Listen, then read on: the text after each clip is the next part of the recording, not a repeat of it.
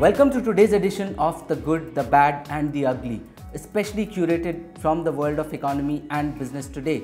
I'll start with the ugly. The 11,400 crore fraud at Punjab National Bank raises a host of questions.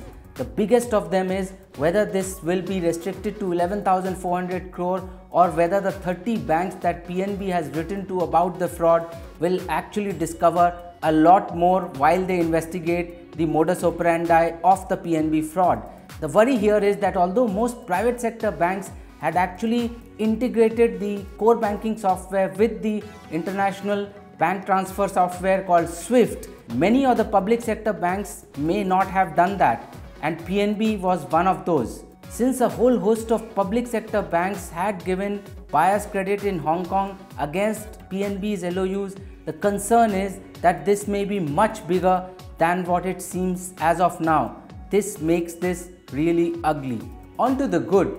A Google India and Boston Consulting Group report has concluded that consumer spending online in India is going to double to $100 billion in the next 3 years. India has over 400 million users of the net. However, only 1 out of every 5 users actually shops online.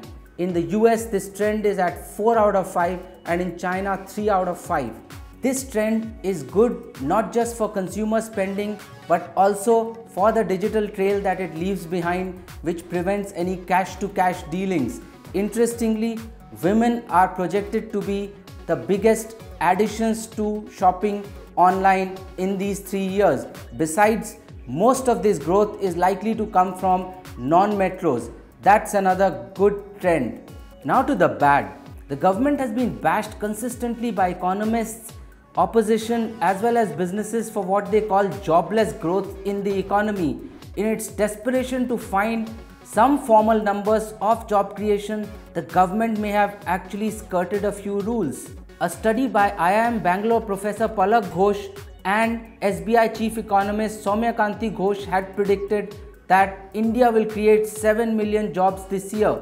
Now it appears that this Ghosh and Ghosh study may have been initiated by the Prime Minister's office, which asked Niti Aayog to give Employees Provident Fund data to these two economists to come out with the study.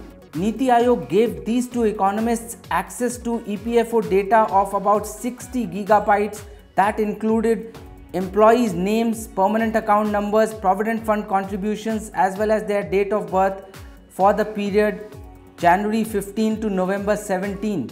The question that this raises is whether this kind of information should be shared with anybody outside the EPFO. That's what makes this bad. If you enjoyed watching this content, please like us on our Facebook page.